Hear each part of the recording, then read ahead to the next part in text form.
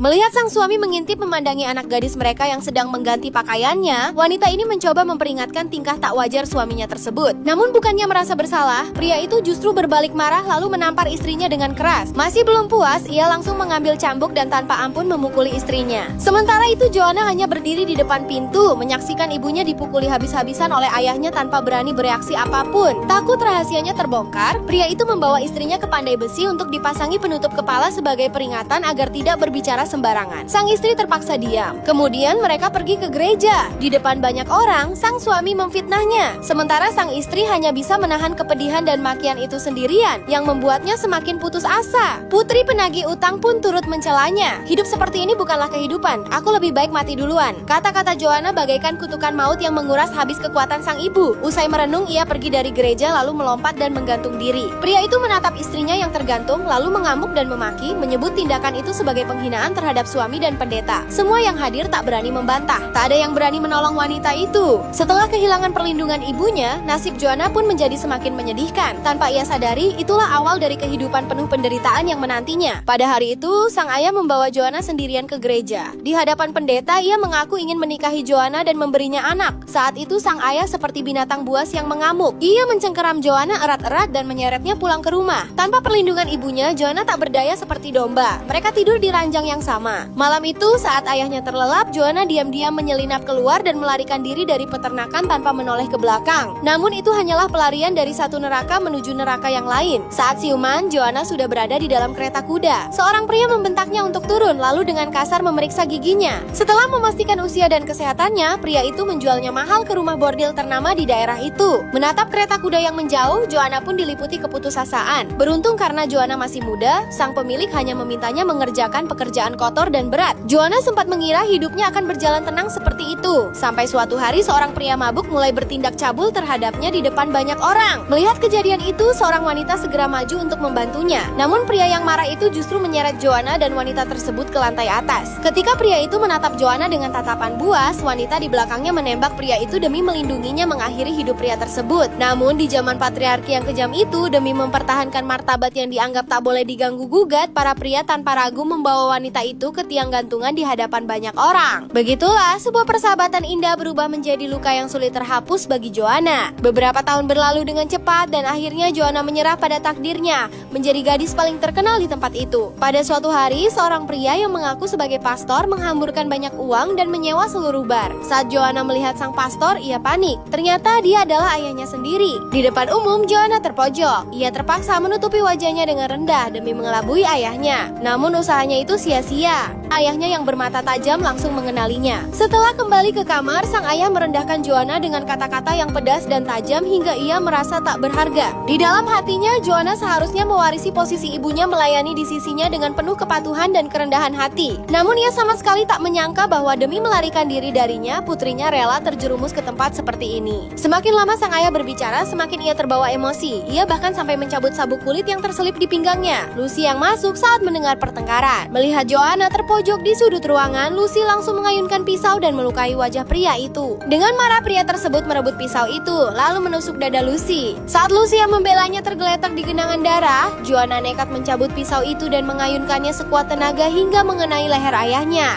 Pria itu terjatuh ke lantai dan tubuhnya langsung lemas. Diam-diam, Joanna menyelinap ke rumah seorang dokter. Ia menyuap dokter itu dan memintanya memotong lidahnya. Dokter ragu dan tak sanggup melakukannya. Namun Joanna merasa tak punya jalan keluar. Ia tahu bahwa Lucy memiliki tunangan yang belum pernah ia temui. Karena itu, Joanna harus menjadi bisu agar bisa menyamar. Akhirnya, Joanna nekat mengambil pisau dan memotong lidahnya sendiri. Saat itu, dokter juga menyewakan kereta yang menunggu di luar. Dengan perlindungan malam, Joanna membawa foto tunangan Lucy dan pergi menuju sebuah kota kecil terpencil di Amerika Barat. Di sana, ia mengambil alih identitas Lucy dan menikah dengan Ellie. Joanna cepat beradaptasi dengan kehidupan barunya. Di kota kecil itu, setiap ada persalinan warga selalu memanggilnya untuk membantu. Berkat keahliannya, Joanna bisa mencari nafkah. Meski hidup bersama Ellie sederhana, ketenangan hidup membuat mereka merasa puas. Namun pada suatu hari, saat Joanna bersama suaminya datang ke gereja, ia sangat terkejut melihat pendeta di mimbar. Pendeta itu adalah ayahnya orang yang dulu pernah ia bunuh. Joanna sama sekali tak menyangka bahwa bayang-bayang ayahnya akan mengejarnya sampai ke tempat ini. Sang ayah tampak sedang berkhotbah, namun sebenarnya ia sedang menyindir serta mengutuk Joanna secara terselubung. Joanna hanya bisa terdiam, menahan rasa takut di kursinya. Sejak saat itu, kehidupan tenangnya kembali kembali berubah menjadi neraka. Suatu hari, Matthew hendak mengurus kandang domba. Setelah membuka pintu, ia terkejut mendapati anak-anak domba yang kemarin masih lincah dan sehat kini semuanya tergeletak dengan perut terburai dan berserakan di kandang. Dengan penuh amarah, Eli menunggang kuda meninggalkan rumah bertekad menemukan siapa dalang di balik kejadian keji itu. Setelah Eli pergi, Joanna menutupi mata putrinya dengan selendang tipis lalu sendirian membersihkan kandang domba. Namun tepat saat ia berbalik, Joanna mendengar seseorang dari luar mengunci pintu. Melalui celah pintu, ia terkejut melihat ayahnya membawa pergi putrinya yang masih kecil. Joanna segera menumpuk beberapa bangku dan berusaha memanjat keluar lewat jendela, namun kakinya terpeleset dan ia jatuh keras ke lantai hingga pingsan. Saat ia sadar kembali, pintu sudah terbuka dan putrinya dengan selamat berada dalam pelukan Eli. Joanna tahu itu adalah sinyal ancaman dari ayahnya. Ia tidak ingin orang-orang terdekatnya selalu berada dalam bahaya. Karena itu, setelah suaminya tertidur malam itu, Joanna pergi ke gereja sendirian. Pria ini dihabisi oleh sang ayah mertua yang cemburu karena terlanjur mencintai putrinya sendiri. Saat sang istri tiba, ia menemukan suaminya dalam keadaan sekarat. Pria itu menggenggam erat tangan istrinya dan memintanya mengakhiri hidupnya dengan pistol yang ada di belakangnya. "Aku mohon kepadamu, tolong tembak aku sekarang juga." Tepat saat itu, putra mereka masuk ke dalam. Melihat ayahnya menderita begitu parah, Matthew menahan air mata dan akhirnya membantu mengakhiri penderitaan ayahnya. Namun, ayah Joanna tidak pergi dari sana. Ia justru memanfaatkan kelengahan mereka untuk membakar seluruh rumah itu. Untungnya, ia tidak benar-benar sekejam itu. Ia membangunkan putri bungsu Joanna yang masih tertidur sebelum api melalap rumah tersebut. Kini, Joanna telah kehilangan segalanya kecuali kedua anaknya. Demi bertahan hidup, mereka terpaksa menaiki kereta kuda dan melarikan diri menuju rumah kakek anak-anak itu. Namun dalam perjalanan panjang itu, Joanna selalu merasa seolah-olah ayahnya terus membuntuti mereka dari belakang. Perasaan tidak tenang itu membuat mereka mempercepat perjalanan. Tepat pada saat itu, senjata yang mereka bawa tanpa sengaja terjatuh dari kereta. Tanpa berpikir panjang, Matthew langsung melompat turun untuk mengambilnya kembali. Namun belum berjalan beberapa langkah, beberapa suara tembakan tajam menggema di hutan yang sunyi. Ternyata ayah Joanna memang telah membuntuti mereka sepanjang jalan hingga ke tempat itu. Putra Joanna pun meninggalkannya untuk selamanya. Kini hanya tersisa mereka berdua. Joanna menerobos badai angin dan salju hingga akhirnya tiba di rumah kakek. Setelah menitipkan putrinya, ia mengambil senapan berburu dan berjaga di depan pintu. Saat itulah sang ayah yang terkutuk tiba-tiba muncul di hadapannya. "Sebenarnya aku sudah siap memaafkanmu jika kau kembali padaku. Aku mencintaimu. Seharusnya kau bisa melihat itu." Cinta ayah Joanna padanya telah melampaui batas etika. Ia tidak bisa menerima kenyataan bahwa Joanna menjadi milik pria lain atau memiliki anak. Karena itu, ia terus memburu Joanna demi menghancurkan hidupnya. Tiba-tiba ayahnya menyebut putrinya yang berada di kamar. Joanna berlari dan merasa lega ketika melihat putrinya masih tidur dengan selamat. Namun saat ia menoleh, ia melihat ayahnya sudah berdiri di ambang pintu. Dengan panik, Joanna menggendong putrinya dan berlari keluar. Namun ayahnya yang datang dengan cepat langsung menyeretnya kembali. Joanna yang terikat di tiang sudah tak berdaya ketika melihat ayahnya mengangkat cambuk dan memukuli putrinya dengan kejam. Saat itu, Joanna teringat masa lalu ketika ia dan ibunya dulu mengalami kekerasan yang sama. Kenangan menyakitkan itu menusuk hatinya seperti duri-duri tajam. Memanfaatkan kelengahan ayahnya, Joanna mengangkat lengannya tinggi-tinggi. Setelah memutar lengannya hingga hampir 360 derajat, ia berhasil melepaskan tali yang mengikat tangannya. Joanna lalu mengambil lampu minyak di dinding dan melemparkannya ke arah ayahnya. Api segera menyambar dan perlahan melahap tubuh pria itu. Melihat ayahnya terbakar, barulah Joanna benar-benar merasa lega. Ia akhirnya menyadari satu hal, hanya jika ayahnya benar-benar lenyap dari dunia ini, barulah ia dan putrinya bisa terus bertahan hidup.